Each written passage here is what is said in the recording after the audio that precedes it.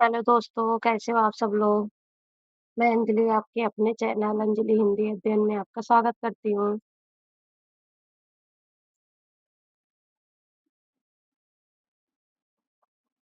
मैं आपको अपने वीडियो के बारे में पहले बता देती हूँ कि मैं एनटीए नेट हिंदी सब्जेक्ट से वीडियो बना रही हूँ, जिसमें कहानी की यूनिट पे मैं जैनेंद्र की कहानी पर पहुँच गई हूँ। इसके सामने जितनी भी कहानियाँ लगी हुई हैं, सब मैं पढ़ा चुकी हूँ और बताई भी हूँ कई बार, सिलेबस को भी डाउनलोड की हूँ और अपने शॉर्ट वीडियो जो भी डाल रही हूँ, उसमें मैं सब इम्पोर्टेंट पॉइंट जो एग्जाम के नज़रिए से जो इम्पोर्टेंट है उसको डाल रही हूँ। आप चाहे तो जाके देख सकते हैं और आप लोगों का काफ़ी सपोर्ट भी मिल रहा है मुझे। यानी आप मेरे वीडियो को पसंद करने लगे हो और मुझे लग रहा है कि मुझे और भी अच्छा बनाना चाहिए। मैं डेली ही प्रैक्टिस कर रही हूँ कि आपके लिए और भी अच्छा कुछ कर सकूँ और मैं अब सोच रही हूँ कि अभी फ्री में जितना भी मटेरियल मेरे पास है, जिससे आपको सक्सेस मिल सकती है, जेआरएफ क्लियर हो सकता है 2026 का, उतना सब कुछ मैं करूँगी, जो आपके लिए कर सकती हूँ। ठीक है? और अगर आपको वीडियो पसंद आता होगा, तो आप कमेंट के माध्यम से या फिर कोई डाउट रहे तो आप कमेंट में बता सकते हैं और अपने डाउट को क्लियर कर सकते हैं। मैं सबके कमेंट को देखती हूँ डेली कि इसमें किसी के क्वेश्चन रहता है अगर तो मैं उसका आंसर भी देती हूँ। ठीक है? तो कल हमने जैनेंद्र की जीवनी के बारे में पढ़ लिए थे, जिसमें इनका ये जीवनी था, इनकी रचनाएँ थी, रचनाओं को ट्रिक से कैसे याद करते हैं वो भी मैंने कल पढ़ा दी थी और इनका ये निबंध है, निबंध को भी देख लो कितने अच्छे से ये ट्रिक में दिया गया है, तो मैंने उसको भी पढ़ाई थी। और ये इनका कथा संग्रह है, जो कहानी अपना अपना भाग्य है, वो वातायन कहानी संग्रह से लिया गया है, जिसमें 13 कहानियां हैं। ये भी मैं कल बता दी थी और ये कहानी कहाँ से कैसे कौन सा उनका इम्पोर्टेंट है ये पढ़ाई थी और अपना अपना भाग्य कहानी से कुछ इम्पोर्टेंट पॉइंट थे उसको मैंने बताई थी। ठीक है? और आज हम कहानी पढ़ेंगे। कहानी में मैंने जो इम्पोर्टेंट था उसको हाईलाइट कर दी हूँ, तो आप उसको नोट डाउन कर सकते हैं या फिर जो मैं कल वीडियो बताई दी थी आप लोगों को वो बहुत ज़्यादा इम्पोर्टेंट है। उससे तो एक क्वेश्चन ज़रूर ही बनते हैं, ऐसा नहीं है कि यूजीसी नेट जेआरएफ के एग्जाम में ही टीजीटी, पीजीटी, असिस्टेंट प्रोफेसर जहाँ पे जैसे एस्टेट जो बना हुआ है वो वहाँ पे तो सेम ही सिलेबस है, तो वहाँ पे भी ये बहुत ज़्यादा इम्पोर्टेंट है। यानी हायर एजुकेशन के लिए ये वीडियो बहुत ज़्यादा इम्पोर्टेंट है और साथ में छोटी क्लास के लिए भी ये इम्पोर्टेंट है। और मैंने उसमें कलरफुल करके इसलिए रखी हूँ ताकि आपको अच्छा भी लगे और इम्पोर्टेंट पॉइंट को दूसरे कलर से की हूँ कि आप उसको ध्यान से देख सको और उसकी ट्रिक को भी बताई हूँ। ट्रिक्स को आप नोट डाउन करके 1 या 2 बार पढ़ेंगे तो आपको याद भी हो जाएगा। ठीक है? अभी हम कहानी पढ़ते हैं। कहानी में भी हाइलाइट की हूँ तो आप नोट डाउन करके रख सकते हैं। इसमें है अपना-अपना भाग्य। इसको मैंने पहले ही बताई, वातायन कहानी संग्रह से ये लिया गया है जिसमें 13 कहानियाँ हैं। ठीक है? ये भी इम्पोर्टेंट पॉइंट है। और मैं आगे ऐसा भी पढ़ाने वाली हूँ, क्रम से कहानियों का क्रम, जितनी भी कहानियाँ लगी हुई हैं या फिर जो उस कवि की कहानियाँ हैं, उस लेखक की कहानियाँ हैं, उनको भी मैं सब कुछ क्रम से करवाने वाली हूँ। उपन्यास, निबंध, यूनिट 10 में क्या-क्या है, वो भी सब कुछ करवाने वाली हूँ। ठीक है? एक जगह पे इम्पोर्टेंट पॉइंट रखने वाली हूँ। अभी हम इसको पढ़ते हैं। बहुत कुछ निरुद्देश्य घूम चुकने पर हम सड़क के किनारे की एक बेंच पर बैठ गए। इसको मैं इसलिए हाइलाइट की हूँ कि कहाँ से कहानी की शुरुआत हुई ऐसा भी पूछा जा सकता है और जगह का नाम क्या है, नैनीताल, और समय क्या है, संध्या समय है। धीरे धीरे उतर रही थी। रुई के रेशे से भाप से बादल हमारे सिरों को छू छू कर बेरोक टोक घूम रहे थे। यानी वो जो भाप के बादल थे, जो कोहरा छाया हुआ था, वो उसका क्या एग्जाम्पल दिए हैं, रुई के रेशे के जैसे थे वो। हल्के प्रकाश और अंधियारी से रंग कर कभी वे नीले दिखते, कभी सफेद। फिर देर में अरूढ़ पड़ जाते। वे जैसे हमारे साथ खेलना चाह रहे हैं। हमारे पीछे पोलो वाला मैदान फैला था। सामने अंग्रेजों का एक प्रमोद गृह था। मतलब कौन सा मैदान था वो? पोलो वाला मैदान है, ये क्वेश्चन बन चुका है। जहां सुहावना रसीला बाजा बज रहा था। क्या बज रहा था? बाजा बज रहा था। ये भी क्वेश्चन में आ सकता है।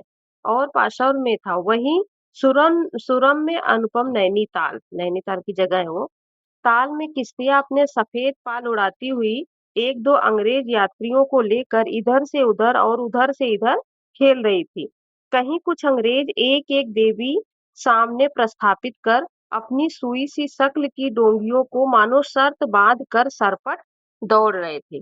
कहीं किनारे पर कुछ साहब अपनी बंसी डाले सधैर्य एकाग्र एकस्थ एकनिष्ठ मछली चिंतन कर रहे थे। पीछे पोलो लॉन में बच्चे किलकारियां मारते हुए हॉकी खेल रहे थे। ये हॉकी भी क्वेश्चन पूछा जा चुका है, क्या खेल रहे थे? तो यहाँ से भी क्या मार कर खेल रहे थे, ये भी पूछा जा सकता है। और हम कंफ्यूज हो जाएंगे अगर कहानी को नहीं पढ़े रहेंगे तो। क्या मार कर खेल रहे थे? किलकारियां मारकर वो लोग खेल रहे थे। शोर, मारपीट, गाली-गलौज भी जैसे खेल का ही अंश था। इस तमाम खेल को उतने क्षणों का उद्देश्य बना, वे बालक अपना सारा मन, सारी देह, समग्र बल और समूची विधा लगाकर मानो खत्म कर देना चाहते थे। उन्हें आगे की चिंता न थी, बीते का ख्याल भी ना था। वे शुद्ध तत्काल के प्राणी थे, यानी वर्तमान में जीते हैं ना बच्चे, इसके बारे में बता रहे हो। वे शब्द की संपूर्ण सच्चाई के साथ जीवित थे। सड़क पर से नर नारियों का अविरल प्रवाह आ रहा था और जा रहा था। उनका ना ओर था ना छोर। यह प्रवाह कहाँ जा रहा था और कहाँ से आ रहा था, कौन बता सकता है? सब उम्र के, सब तरह के लोग उसमें थे। मानो मनुष्यता के नमूनों का बाजार सज कर सामने से इठलाता निकला चला जा रहा हो। मतलब वो इस तरह ऐसा मनुष्यों के बारे में वो ऐसा क्यों बता रहे थे? सड़क पर बहुत सारी भीड़ थी और मैदान में भी भीड़ थी, मतलब बच्चे खेल रहे थे, हर तरफ इंसान थे। लेकिन इंसानियत को बताने के लिए वो ये सबका एग्जाम्पल दे रहे हैं। जब आप पूरी कहानी पढ़ेंगे तब आपको समझ में आएगा, इंसान तो थे लेकिन वहां पे इंसानियत नहीं थी।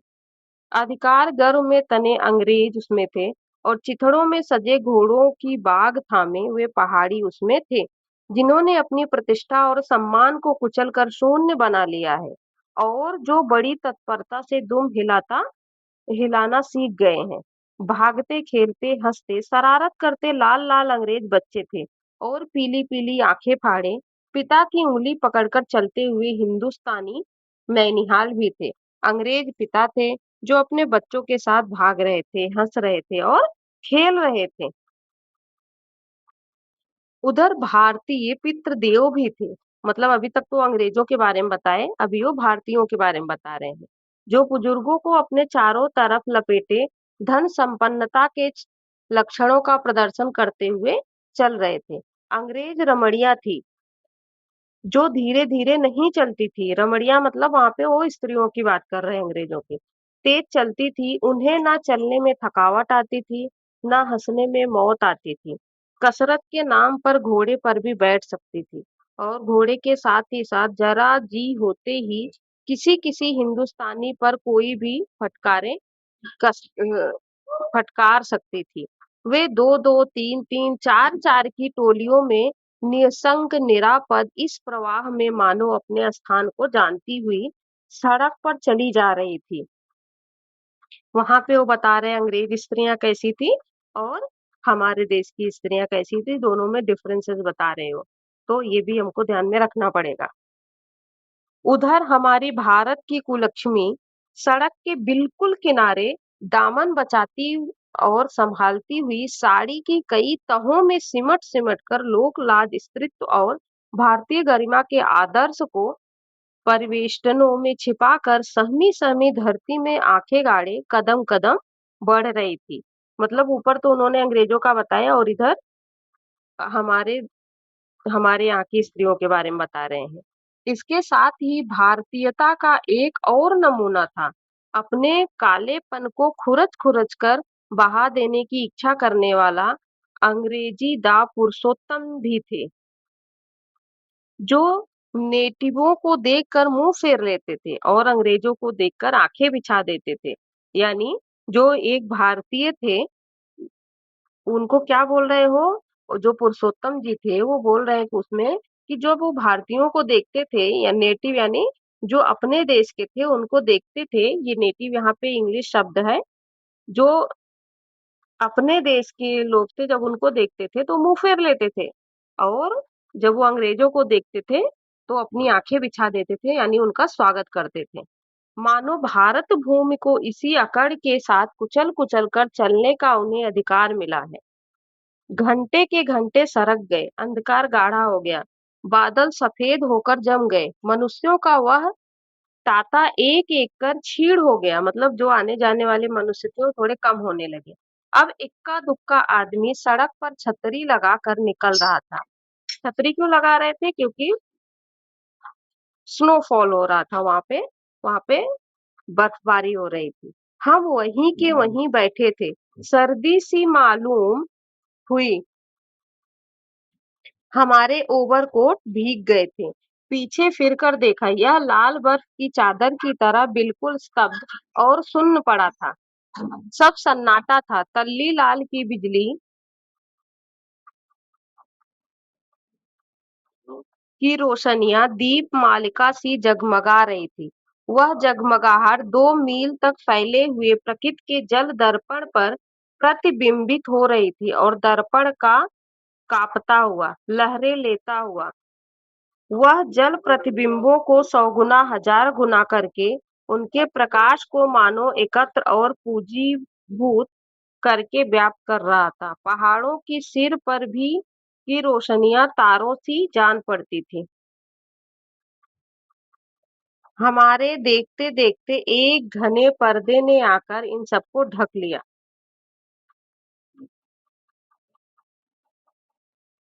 रोशनियां मानो मर गई, जगमगाहट लुप्त हो गई। वे काले काले भूत से पहाड़ भी इस सफेद पर्दे के पीछे छिप गए। पास की वस्तु भी न दिखने लगी, मानो वह घनीभूत प्रलय था। सब कुछ इस घनी गहरी सफेदी में दब गया, एक शुभ्र महासागर में फैलकर संस्कृत के सारे अस्तित्व को डुबो दिया। ऊपर नीचे चारों तरफ वह निर्वेद सफेद शून्यता ही फैली हुई थी। ऐसा घना कोहरा हमने कभी ना देखा था। वह टप टप टप टपक रहा था। मार्ग अब बिल्कुल निर्जन चुप था। वह प्रवाह न जाने किन घोंसलों में जा छिपा था। मतलब जो आने जाने वाले थे वो कहाँ चले गए थे वही बता रहे। टप टप यानी इसको, ये कहाँ की है, देशज विदेशज ऐसा पूछे तो आप समझ जाना है कहाँ की है।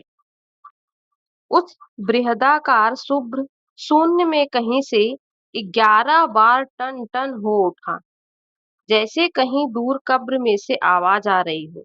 हम अपने अपने होटलों के लिए चल दिए। रास्ते में दो मित्रों का होटल मिला। दोनों वकील मित्र छुट्टी लेकर गए थे। कौन थे वो?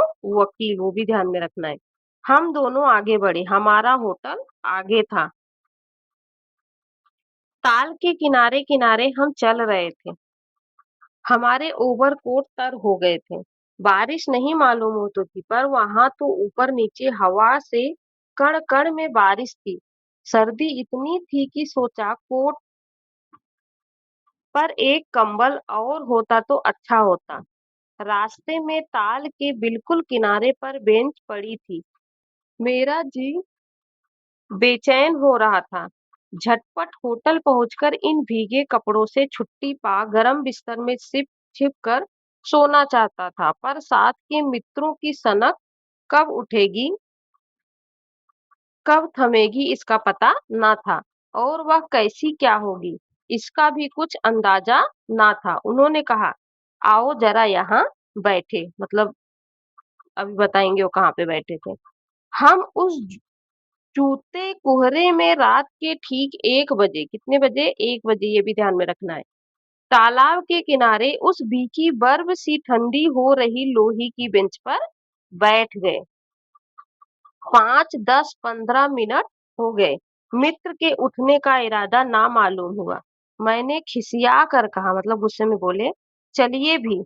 अरे जरा बैठो भी। हाथ पकड़कर जरा बैठने के लिए जब इस जोर से बैठा लिया गया और चारा ना रहा, लाचार बैठे रहना पड़ा। सनक से छुटकारा आसान ना था और यह जरा बैठना जरा ना था, बहुत था। चुपचाप बैठे, तंग हो रहा था, कुढ़ रहा था कि मित्र अचानक बोले, देखो वह क्या है। मैंने देखा कोहरे की सफेदी में कुछ ही हाथ दूर से एक काली सी सूरत हमारी तरफ बढ़ी आ रही थी। मैंने कहा होगा कोई। 3 गज की दूरी से दीख पड़ा लिखा है। एक लड़का सिर के बड़े बड़े बालों को खुजलाता चला आ रहा था। नंगे पैर है, नंगा सिर, एक मैली सी कमीज लटकाए है। पैर उसके न जाने कहाँ पड़ रहे हैं और वह न जाने कहाँ जा रहा है, कहाँ जाना चाहता है। उसके कदमों में जैसे कोई न अगला है, न पिछला है, न दाया है, न बाया। पास ही चुंगी की लालटेन के छोटे से प्रकाश वृत्त में देखा, कोई 10 बरस का होगा। कितने साल का था वो? 10 साल का। गोरे रंग का है, पर मैल से काला पड़ गया है।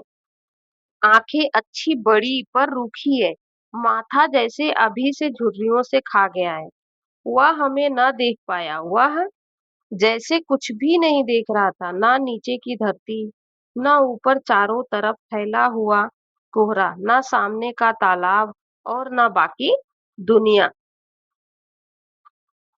वह बस अपने निकट वर्तमान मित्र ने आवाज दी है, उसने जैसे जाग कर देखा और पास आ गया। तू कहाँ जा रहा है? उसने अपनी सूनी आंखें फाड़ दी। दुनिया सो गई। तू ही क्यों घूम रहा है? वो ऐसा पूछ रहे उस 10 साल के बच्चे से। बालक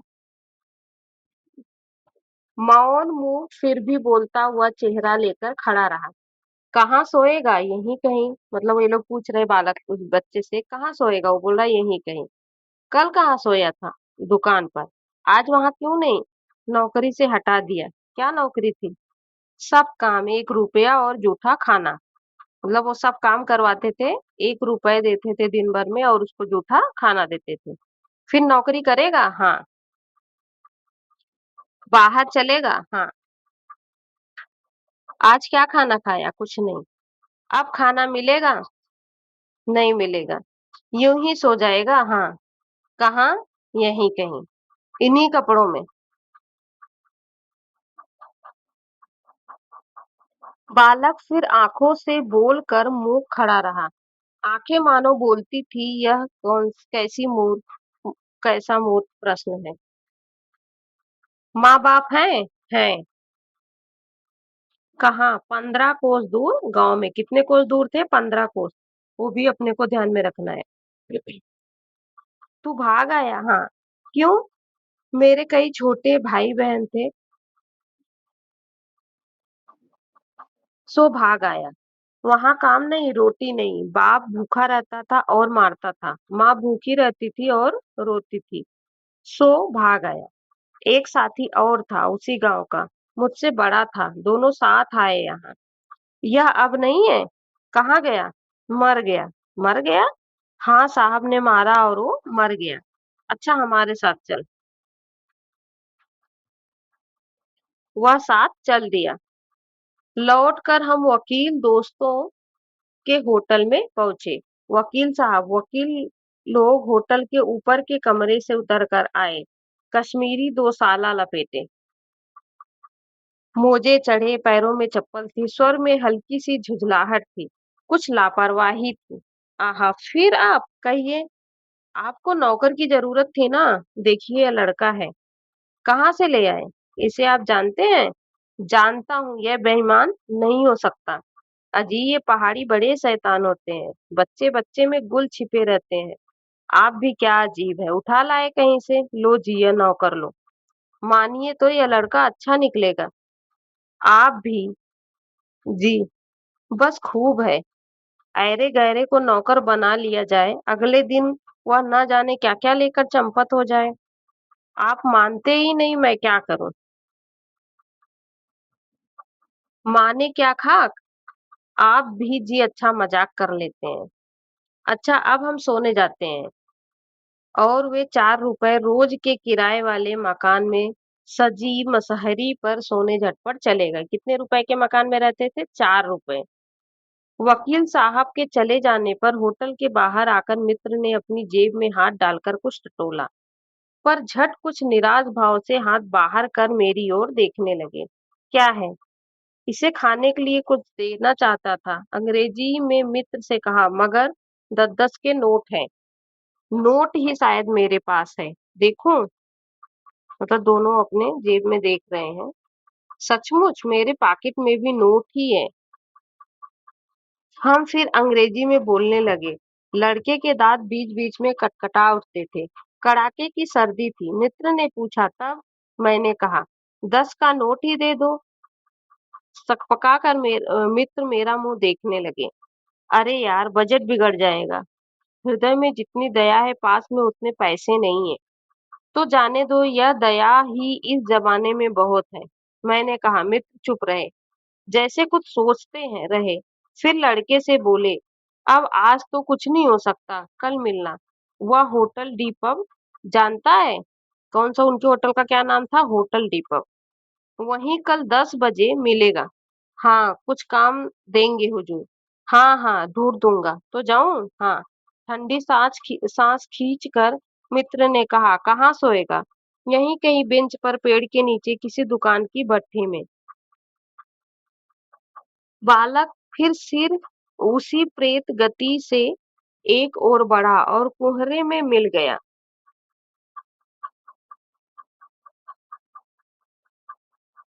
हम भी होटल की ओर बढ़े। हवा तीखी थी। हमारे कोटों को पार कर बदन में तीर सी लगती थी। सिकुड़ते हुए मित्र ने कहा, भयानक शीत है। उसके पास बहुत कम कपड़े। यह संसार है यार। मैंने स्वार्थ की फिलॉसफी सुनाई।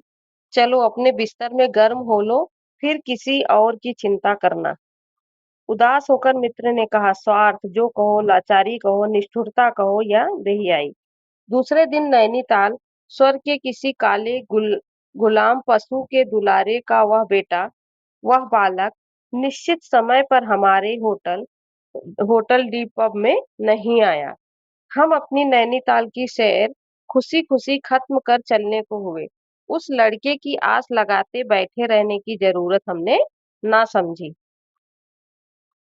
मोटर में सवार होते ही कि यह समाचार मिला कि पिछली रात एक पहाड़ी बालक सड़क के किनारे पेड़ के नीचे ठिठुरकर मर गया। मरने के लिए उसे वही जगह, वही 10 बरस की उम्र, वही काले चिथड़ों की कमीज। आदमियों की दुनिया ने बस यही उपहार उसके पास छोड़ा था। पर बताने वाले ने बताया कि गरीब के मुंह पर, छाती, मुट्ठी और पैरों पर बर्फ की हल्की सी चादर चिपक गई थी, मानो दुनिया की बेहयाई ढकने के लिए प्रकृति ने शव के लिए सफेद और ठंडे कफन का प्रबंध कर दिया था। अब सुना और सोचा अपना अपना भाग्य। कहानी हमारी खत्म हुई। मुझे जो कुछ भी बताना था मैंने आपको पहले वीडियो शुरुआत में ही बता दी। अभी कहानी की यूनिट चल रही है। निबंध की यूनिट भी मैं लाइन बाय लाइन पढ़ाने वाली हूँ। और शॉर्ट वीडियो जो भी डाल रही हूँ उसमें सब इम्पोर्टेंट पॉइंट डाल रही हूँ, ताकि आपका भी समय खराब ना हो और मेरी भी तैयारी और बेहतरीन तरीके से हो जाए। और अगर आपको मेरी वीडियो में कुछ समझ में ना आया होगा तो कमेंट के माध्यम से बता सकते हैं। और अगर मेरी वीडियो पसंद आई होगी तो लाइक, शेयर और सब्सक्राइब कर सकते हैं। Thank you.